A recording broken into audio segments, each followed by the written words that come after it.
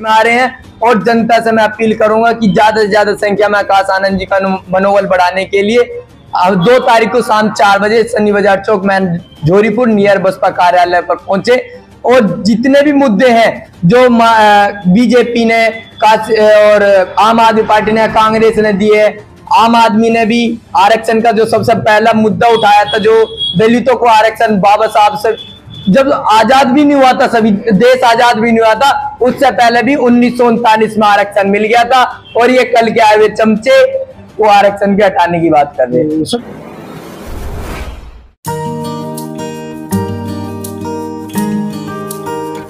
दिल्ली की गोकुलपुर विधानसभा है और दिल्ली में इस समय चल रहे विधानसभा चुनाव। हम पहुंचे हैं आज गोकुलपुर विधानसभा में। जो प्रत्याशी हैं लाल सिंह और बहुजन समाज पार्टी से प्रत्याशी हैं, ये उनका कार्यालय है। आप देख सकते हैं बहुजन समाज पार्टी के बारे में कहा जाता है कि गरीबों की पार्टी है, गरीब समाज की पार्टी है। धन नहीं है, आर्थिक संसाधन नहीं है, उसके बावजूद ये लोग कहीं ना कहीं प्रचार प्रसार में जन जन तक पहुंच जाते हैं, क्योंकि ऐसा कहा जाता है कि बहुजन समाज पार्टी के जो कार्यकर्ता है वो अपने आप में मीडिया का रोल अदा करते हैं। बसपा के पास अपनी मीडिया तंत्र नहीं है।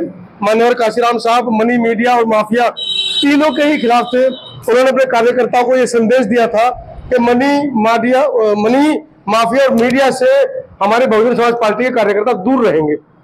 तो आप देख रहे हैं इस कार्यालय में इस समय तमाम बसपा के वो लोग मौजूद हैं।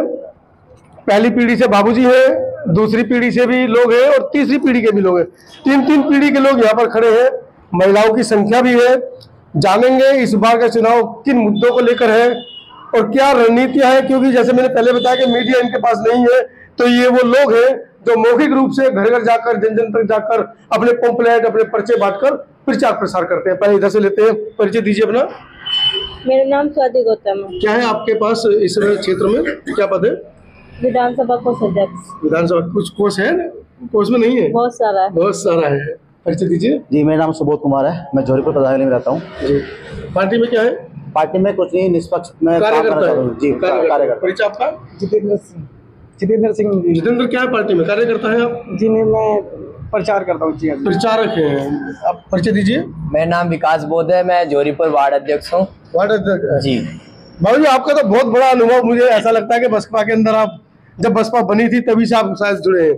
मैं तो काशीराम के साथ से ही हूँ जी। और जितना भी काशीराम जी ने हमारे लिए काम किया कि उसकी तो मैं बराबर नहीं कर सकता। बाकी उन्होंने साइकिल पे चल चल के और बहन जी को इस मोड़ पे लाए थे।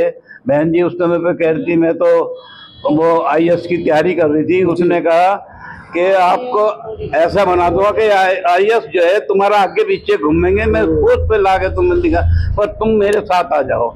जब बहन जी को ला के साथ में हुआ तो इसको करने के काशीराम भी हमारे यहाँ हॉस्पिटल में उस समय वे बीमार थे और इसी समय पे जब बहन जी को वहाँ पर लखनऊ में इसको मारने का दाव कर लिया था, जब वहाँ से इतला आई गेस्ट हाउस का जो कहा जाता है, गेस्ट हाउस से जो हुआ था। अच्छा जी, अनवर जो था उसने मारने का बिल्कुल प्लान कर दिया। जब इसको बाबूजी को इतला दी, बाबूजी अपना A2A के निकाल के वो अटल जी की कोठी पे आए। अटल जी रो पड़े, कहने लगे कि मुझे वहां पर आपने क्यों नहीं बुला लिया, मुझे सेवा का मौका तो देते, आप मेरे पास आए मुझे वहां बुलाते। तो अब बताओ क्या काम है। जब उन्होंने कहा था ऐसे ऐसे करके, जब अनाउंसमेंट अटल जी ने किया था कि हमारा समर्थन है, जब बहन जी वहाँ पर बची थी जब इन्होंने गवर्नमेंट बनाई। जी जी। और सिपाही हूँ, थोड़ा सा मेरे पास कोई मतलब पद नहीं है। अच्छा, बाकी मैं सिपाही हूँ, बस रात दिन कार्य करता हूँ। आप देखिए इस उम्र में इतने समर्पित कार्यकर्ता कहाँ मिलते हैं। तन मन धन से समर्पित है। अनामिका है, पिछली बार काउंसिलर का चुनाव लड़ी थी, तो किसी परिचय की मोहताज नहीं है। मुझे लगा था इस बार विधानसभा के अंदर जो चुनाव होगा तो शायद अनामिका को टिकट दिया जाएगा। नहीं, आपको टिकट क्यों नहीं मिल पाया? आपने तो बड़ी मेहनत की थी पिछली बार।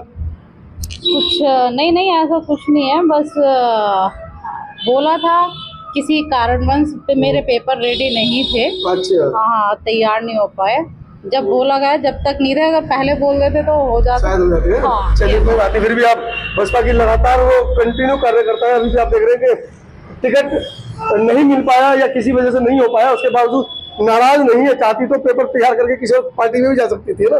परिचय दीजिए अपना। मेरा नाम लाखन सिंह गौतम है।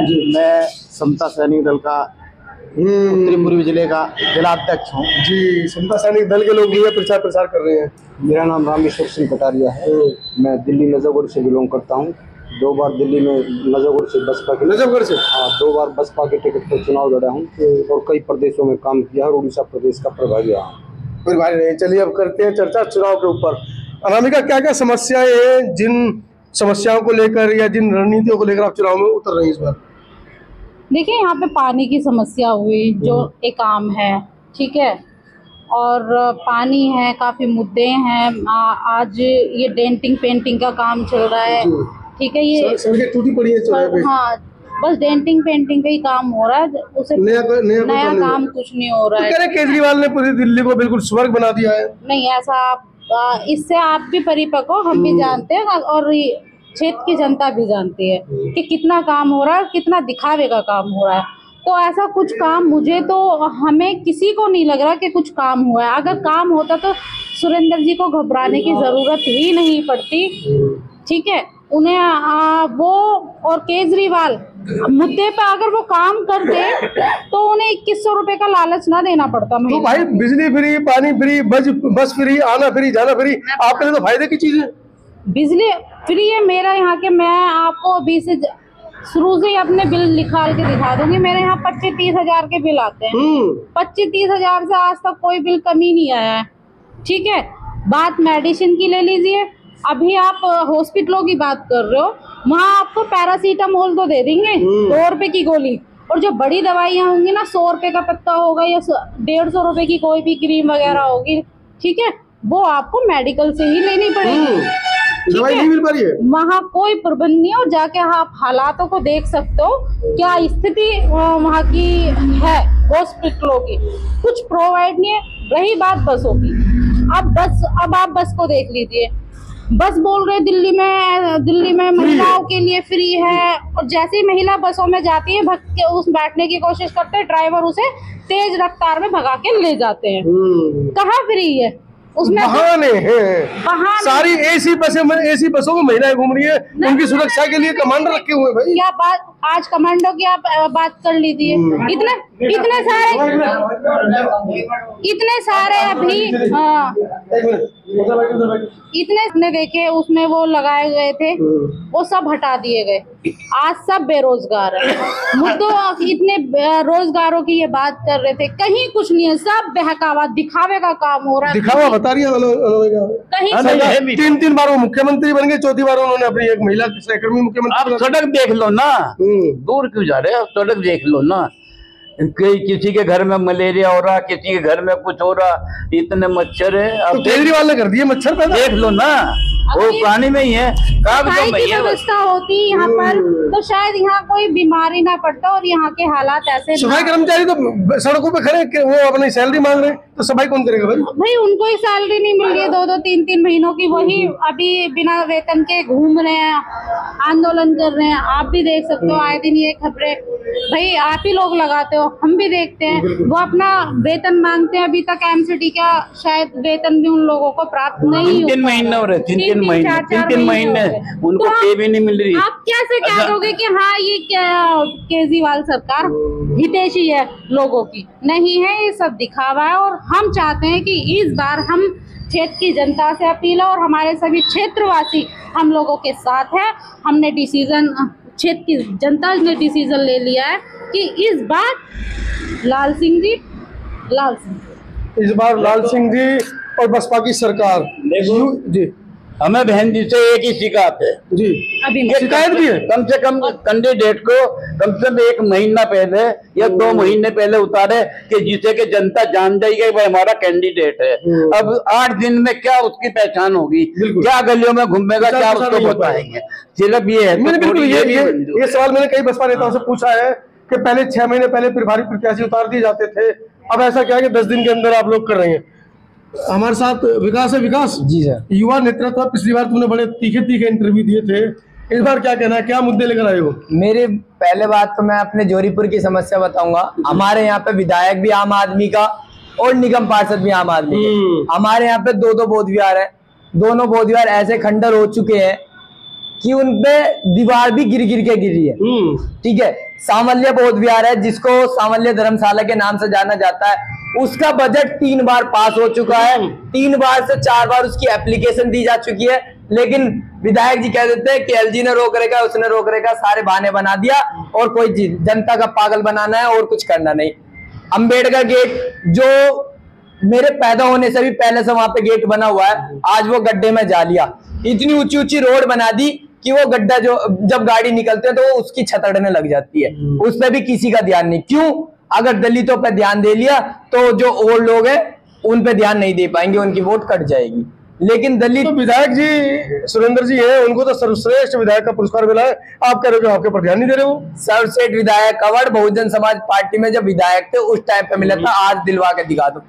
आज एक भी सड़क ठीक नहीं हो रही है, गली गली में पानी भरा हुआ है, आदर्श गली है उसमें पानी भरा हुआ है, अंबेडकर गेट पे पानी भरा हुआ है और कई मोहल्लों में ऐसा पानी भरा हुआ है, गली के नालियों का कूड़ा निकल जाता है, लेकिन कूड़ा जो एक हफ्ते तक उठता नहीं है। तो जनता को तो चिंता नहीं है इन चीजों की, जनता तो कह रही फ्री में बिजली पानी सड़क वो यातायात मिल रहा है, हमें क्या जरूरत पड़ी, हम क्यों वोट देंगे? जब अगर फ्री में मिल रहा होता, आप एक बात हो, जो एमसीडी के कर्मचारियों को सैलरी नहीं दी जा रही तो केजरीवाल झूठे बहाने बना के 2100 रुपए महिलाओं को कहां से दे देगा? अगर उसके पास इतना ही बजट है तो पहले कर्मचारियों को वो पैसा तो दे दे, पहले कर्मचारियों को सैलरी तो दे दे। मतलब कर्मचारियों का भी दर्द आपने अपने ऊपर सिर पर ले लिया है? लेना पड़ेगा। जब कर्मचारियों को सैलरी नहीं मिल रही तो जनता का पागल बना के 2100 रुपए की योजना, जब पंजाब में 1000 रुपए की योजना दिखा के आ गया और दिल्ली में जब 2100 रुपए की दिखा रहा है, जब पंजाब में नहीं दिए तो दिल्ली में कहां से दे देगा?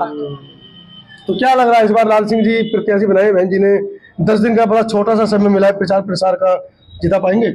हम तो कड़ी मेहनत ऐसा कर रहे हैं कि दिन रात हमारे चल रहा है, रात को 11, 12 बजे तक हमारी मीटिंग चल रही है, घरों में घुस के मीटिंग चल रही है। और दूसरी बात, 2 तारीख को माननीय आकाश आनंद जी हमारे बीच में आ रहे हैं और जनता से मैं अपील करूंगा कि ज्यादा से ज्यादा संख्या में आकाश आनंद जी का मनोबल बढ़ाने के लिए 2 तारीख को शाम 4 बजे सन्नी बाजार चौक में जोरीपुर नियर बसपा कार्यालय पर पहुंचे और जितने भी मुद्दे हैं जो बीजेपी ने और आम आदमी पार्टी ने, कांग्रेस ने दिए, आम आदमी ने भी आरक्षण का जो सबसे पहला मुद्दा उठाया था, जो दलितों को आरक्षण बाबा साहब से जब आजाद भी नहीं हुआ था, सभी देश आजाद भी नहीं हुआ था, उससे पहले भी 1939 में आरक्षण मिल गया था और ये कल के आए हुए चमचे वो आरक्षण के हटाने की बात कर रहे हैं, समीक्षा करने की बात कर रहे हैं। समीक्षा नहीं, हटाने की बात है सीधी।